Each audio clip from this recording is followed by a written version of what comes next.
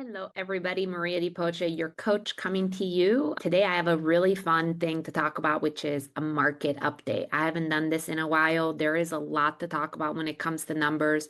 So much happening, so many things like interest rates and affordability, so many things to talk about. So let's just jump right in and get to the numbers. Let me share my screen. What are we going to be talking about today? I am going to start us off with our actual CVR MLS, which is our local MLS quarterly indicator report, which just came out for last quarter.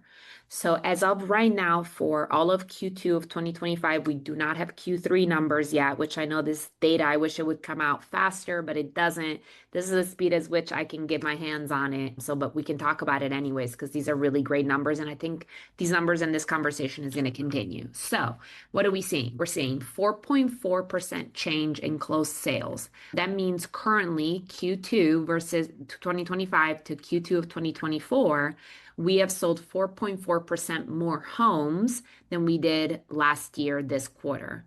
We have plus 2.4% change in medium sales price. No news there, right? Appreciation, our sales price is going up. It's probably a little bit lower than we've seen it, but nothing crazy. Change in home sales for all properties, 13.7. Market overview, we have more listings this quarter than we did a quarter ago. Q2 of 2024, 3,721. Q2 of 2025, 4,115 listings. Our listings are up. Pending sales are up Q2 of 2025 to Q2 of 2024 by 7.1%. Closed sales are also up. From Q2 of 2024, we closed 3,007. Q2 of 2025, we closed 3,121. So really positive information here across the board. Days on market is down a little. Q2 of 2024 was 21 days for average days on market. Not bad. We're going to talk a little bit more micro about these numbers because actually what we need to be paying attention to are not just days on market, but listings per showing to sold. Medium sales price is up to $445,000, which golly, that's incredible. Average sales price, $524,000, up 0.28%. Percent of original list price received. Now, this is interesting. So what happens when supply goes up, demand goes down? And so what's happening is our supply went up a little bit, and so our demand went down, meaning we're not getting above list price. And again, this is a conversation. These are slides that I would be bringing to my listing presentation. Are you the market expert or not? And if you are the market expert, you should be able to have these conversations with your seller. In Q2 of 2025, single family got 101.3% of list price. In Q2 of 2024, it was 102.4. So year over year, it's actually down 1.1%, but people are still getting 1.3% above list price. Now, the caveat there is if you want to sell, average number of days on market is 20, you better price that thing right or you will sit longer than that. Housing Affordability Index, inventory of homes for sale, 1,469, up 5.8%. Like I said, our listings are up. Months of supply, man, we are still smack in the middle of a seller's market at 1.7. I know the rule of thumb is 6 months. If you have less than 6 months worth of months of supply, you're in a seller's market. I am going to go out here and stick my neck out and say, I think the market is moving a lot faster, and I think 3 months would put us smack in the middle of a buyer's market. But we're not seeing those numbers either. We're still at 1.7. So all things combined, we're still in a seller's market.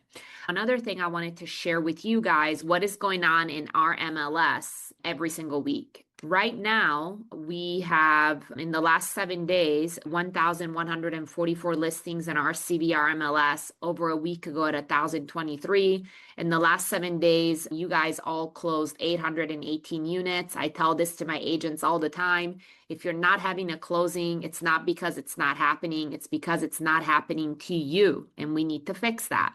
And then as far as our interest rates are looking so amazing right now, we're back down to 6.29% for a 30-year fixed, and we're at 5.60 for a 15-year fixed.